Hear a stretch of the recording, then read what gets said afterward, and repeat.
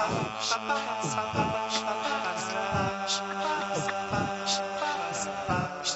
que é sotaque? O que é sotaque?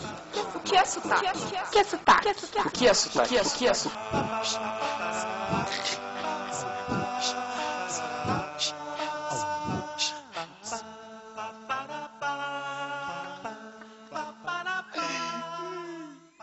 Estou convencido de que a gente inventa a fala a cada momento, a cada pergunta que nos fazem ou ideia que queremos comunicar. Algumas expressões estão prontas, são lugares comuns, mas é fato também que optamos em usá-las ou não, no momento mesmo de falar.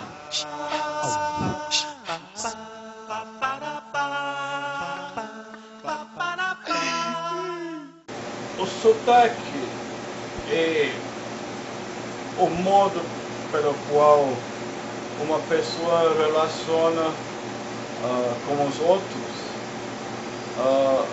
na comunicação. O sotaque depende não apenas da história da pessoa, mas como ele se escuta falando. Cada grupo, grupo social, grupo territorial, tem uma determinada estratégia de se comunicar, jeito de falar, palavras específicas, flexões na fala e assim pela frente. Geralmente os grupos acreditam que não tem um sotaque, o sotaque é sempre uma questão do outro. Eu não percebo que eu falo cantado. Eu não acho que eu falo assim. Muitas pessoas chegam e perguntam, de onde você é? Seu sotaque é diferente?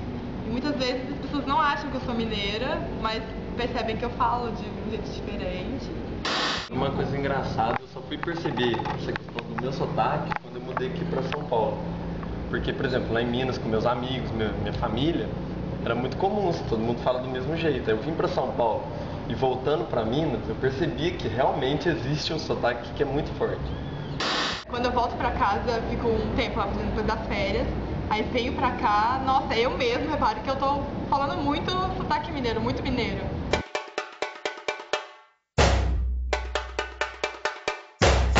Como todo bom gaúcho vem à procura de emprego, de alguma prenda bonita, que lá também tem bastante, né? Qual eu trouxe a minha, ao meu lado, paleteando minha prenda. O cadastro quebrou, maninha. Arreda.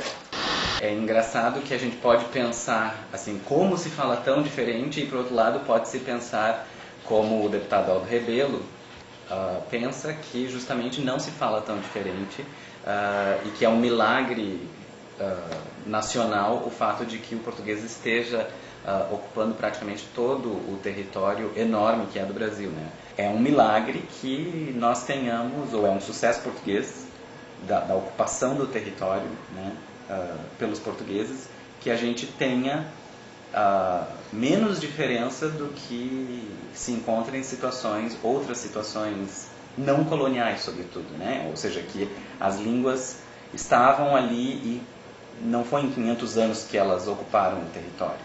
Uma língua, na medida em que ela se espalha pelo território, ela fatalmente sofre, digamos assim, duas ações fundamentais. Uma ação é de entrar em contato com a fala local. Então, imagina o que significa falar português entre os índios na região do que hoje é São Paulo, Mato Grosso do Sul e tal, no século XVII. Dizem, né, que esse R, o retroflexo, esse R caipira de paulista, esse quarta, que tem a ver com isso, né, que é português falado por gente que falava também a língua dos índios, que não tinha o fonema R. Então a forma de articular o R na boca era uma forma problemática e acabou ficando como uma marca local, né? Então é isso, tem uma primeira intervenção que é essa, a língua chega, mas ela entra em contato com a língua local, com as palavras locais. E a outra coisa é que uma língua, quando ela se espalha, ela vai encontrar realidades sociais e profissionais diferentes com as quais ela vai ter que lidar. Também tem fatores históricos mesmo, por exemplo, esse S chiado do Rio, por exemplo, carioca, esse de nós vamos, essa coisa. Isso não era fala popular no Rio de Janeiro, isso era uma fala lisboeta, uma fala de Lisboa, da virada do século XVIII para o XIX, que era usada pela corte quando chegou aqui, 200 anos atrás. Então passou a ser o registro culto sofisticada, assim, entendeu? Da moda, passou a ser a fala dos portugueses que vieram para cá. Sempre existe uma espécie do que nós chamamos colonialismo cultural. Então nós vamos observar, por exemplo, que o paulistano, que é o morador da cidade de São Paulo, ele acredita que não tem sotaque. E todos os outros grupos, todas as outras localidades têm sim um sotaque, e esse sotaque errado é frequentemente, inclusive, ridicularizado. Pense, por exemplo, a questão da própria sotaque atribuído ou reconhecido na população interiorana do próprio estado de São Paulo.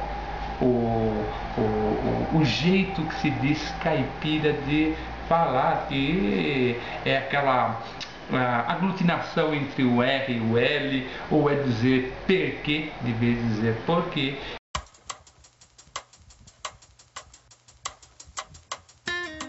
Vamos aí, mano, bagulho maior comédia, maior zoado, tá ligado? Faceiro que nem égua com 2 potrilhos, mas faceiro que ganso em taipa de açude, forte e rijo, que nem pescoço de corvo. Mas rapaz, esse manacida tu vai ter que espocar pra sarjar.